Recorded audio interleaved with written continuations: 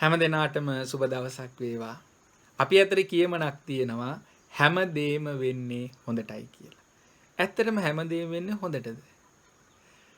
එක රටක රජ්ජුරුවෝයි මහමැති වෙස් වලාගෙන කැලයක් මැදින් ගමනක් යන්න පිටත් වුණා.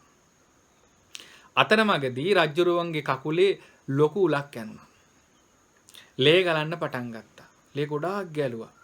ඉතින් පුළුවන් හැටියට ප්‍රතිකාර කරලා මහමැති කියනවා රජතුමනි හැමදේම වෙන්නේ හොඳටයි කියලා. රජුරවන්ට සැක හිතුණා, බය හිතුණා. මට මෙච්චර අනතුරක් වෙලත් මහමැති කියනවා හැමදේම වෙන්නේ හොඳටයි කියලා. මට නරකක් වෙන්න පුළුවන් මේ හැටියට ගියොත් මහමැතිගෙන්. රජුරව මොකද කළේ? කරබගෙන ඉඳලා කැලෙන් දෙන්න ගමන යන අතරමඟදී ලොකු වලක් තිබුණා. මේකට මහමැතිව තල්ලු කරලා රජුරව ඉක්මනට තනියෙන් ගමන යන්න පටන් ගත්තා. මේ අවස්ථාවේදී හොරු කණ්ඩායමක් කැලේ ගිහිල්ලා නිදානයක් ගන්න ලැහැත්ති. ඉතින් මේගොල්ලන්ට බිල්ලක් අවශ්‍ය වුණා. මේ අය බිල්ලක් හොයාගෙන යන අතරතුරදී ඔන්න රජුරුව හම්බුණා. දන්නේ නැහැ රජුරුව කියලා වෙස්වලාගෙන ඉන්නේ කොහොම හරි උස්සගෙන ගියා. ඊට පස්සේ කපුවා කෑ ගහනවා ඔහෙලට පිස්සුද මෙච්චර තුවාලයක් වෙලා ලේ ගියපු මිනිස්සෙක් කොහොමද බිල්ලට දෙන්නේ? හොඳට ලේ තියෙන මිනිස්සෙක් බිල්ලට දෙන්න ඕනේ. මේ මිනිස්සයා අතාරිනවා කියලා කිව්වා. අතෑරලා දැම්මා. රජුරෝ කල්පනා කරනවා ඇත්තනේ නම් මහමැති කිව්ව කතාව.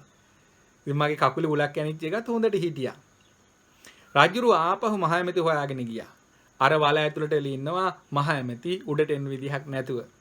රජුරෝ ඇහුවා ඔහෙ කිව්වා මගේ කකුලේ උලක් ඇනුණාට පස්සේ ලේ ගොඩක් ගියාට පස්සේ හැමදේම වෙන්නේ හොඳට කියලා. හරි ඒක හරි කියමුකෝ. දැන් මං ඔහෙව මේ ලින්දර තල්ලු කරලා මේ වලට තල්ලු කරලා ගියා. ඒකෙන් ඔහෙට වෙච්ච හොඳේ මොකද්ද කියලා ඇහුවා.